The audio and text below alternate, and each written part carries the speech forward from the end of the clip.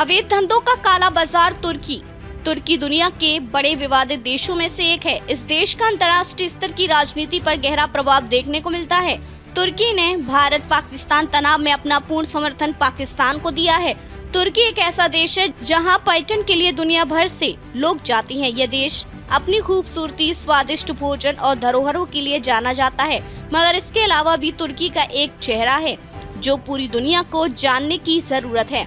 तुर्की नशा, शराब और अवैध कारोबार का केंद्र माना जाता है। हाल ही में आई एक रिपोर्ट के अनुसार यहाँ लगभग 2,33,000 अवैध जुआ खेलने वाली वेबसाइटें एक्टिव हैं। ये सभी चीजें देश की अर्थव्यवस्था और जनजीवन को बड़ा नुकसान पहुंचाती हैं।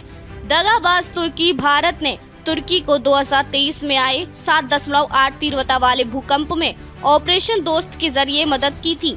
भारत सरकार ने उस भूकंप में 12 घंटों के अंदर राहत सामग्री और बचाव दलों को भेजकर तुर्की की सहायता की थी। हालांकि इसके बाद भी आज तुर्की ने भारत की पीठ पर खंजर घोंपकर पाकिस्तान का साथ देने के बाद देशवासियों ने तुर्की को बाइकआउट करना शुरू कर दिया है। जुए के बाद ड्रग्स भी तुर्की में फैला हुआ काला कारोबार है। कोकेन, हेरोइन और मेथेन जैसी नशीली चीजों का बड़ा रैकेट देश में चल रहा है। मीडिया रिपोर्ट्स के मुताबिक साल 2024 में तुर्की पुलिस ने करीब 1000 किलो हीरोइन को जब्त किया था, जिसके बाद पूरी दुनिया सवाल कर रही थी कि आखिर एक देश में जहां नशा गैर कानूनी है, वहाँ इतनी बड़ी संख्या में ड्रग्स की तस्करी कैसे मुमकिन है। बता दें कि ड्रग्स की लत तुर्की के युवाओं को इस कदर लगी हुई है कि उनका भविष्य भी गर्त में जा रहा है। ये भी देश के लिए किसी बड़ी चुनौती से कम नहीं है। तुर्की का अवैध तेल कारोबार भी किसी से छुपा नहीं है। तुर्की के आसपास कई देशों की तेल की पाइपलाइंस गुजरती हैं। कुछ रिपोर्ट्स बताती हैं कि तस्कर इन पाइपलाइन से बीच में छेद करके इनसे भारी मात्रा में तेल चुराते हैं।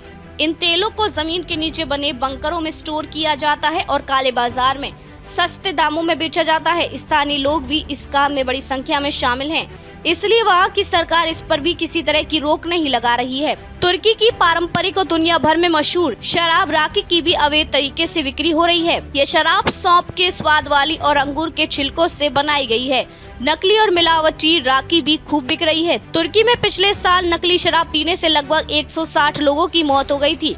कार्रवाई के बाद 107 लोगों को गिरफ्तार भी किया गया था, लेकिन यह भी एक ऐसा कारोबार है जिससे अब रोकना मुश्किल है। तुर्की के लोगों का मानना है कि इन सभी गैर कानूनी कामों में सरकार भी मिली हुई है। उनका मानना है कि बिना सरकारी सहायता के कोई भी कारोबार इतना विस्तार से नहीं फैल सकता है।